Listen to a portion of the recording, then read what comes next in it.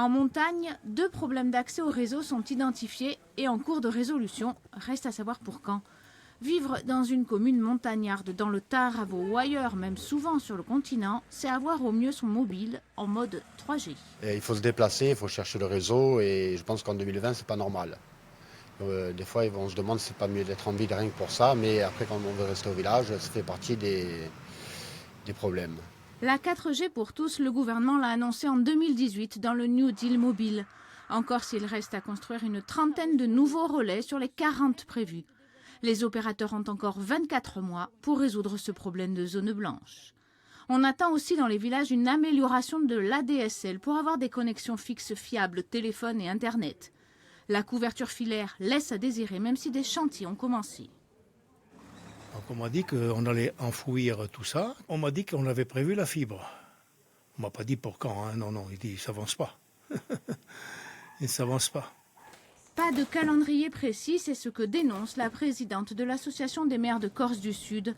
On la retrouve en ville, au village de Rennes, où elle ne peut traiter ses mails, les marchés publics, les salaires des agents municipaux, trop longs, trop instables. Dès qu'il y a la moindre goutte d'eau qui tombe, la moindre goutte, attention, n'attendons pas l'orage, hein, il n'y a plus d'internet. On avait déjà raté les routes du bitume. Pour arriver dans certaines communes, c'était terrible. Bon, maintenant, ça commence à être à peu près. Mais maintenant, on rate aussi les routes des technologies. Depuis 2 ans, pour améliorer la DSL dans le rural, la collectivité de Corse et l'État ont déjà financé 4 millions d'euros de travaux. 33 sont inscrits au programme exceptionnel d'investissement. On a fait un tiers des chantiers nécessaires, je pense, un peu plus d'un tiers sur le terrain. Nous avons lancé un grand programme de travaux qui permet de l'ordre de 33 millions d'euros, qui permet d'aller dans les zones où la DSL est de mauvaise qualité et dans les zones qui seront déployées d'ici 2023 pour le très haut débit, eh bien, fournir un ADSL de qualité qui leur permet d'attendre l'arrivée du très haut débit. Le calendrier de la fibre du très haut débit, le voilà.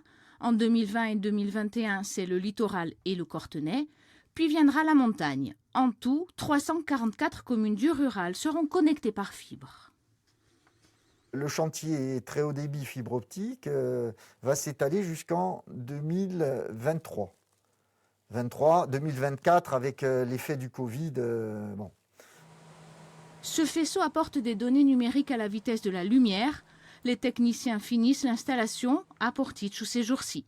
Les clients vont pouvoir bénéficier du réseau optique enfoui sous terre. 30 000 prises déjà sont ouvertes. Alors je t'en prie, vas-y, envoie la lumière. Ok, c'est bon, j'ai une bonne réception. Ce réseau part de Bastelicaccia, plus précisément de ce local. Tous les foyers recensés à 23 km à la ronde sont raccordables. Des locaux comme celui-ci, des NRO, en fait, les nœuds de raccordement optique, on va en poser sur toute la Corse. La plupart, au moins la moitié, on sait déjà où on va les implanter. Les autres, on a 5 ans de déploiement, donc c'est au fur et à mesure des années qu'on fige les choses. 18 nœuds de réseau optique sont déjà créés, il en faudra 78 et des dizaines d'armoires de distribution comme celle-ci. Le gros des investissements, 327 millions d'euros en tout, reste à venir. Le rythme des travaux va s'accélérer.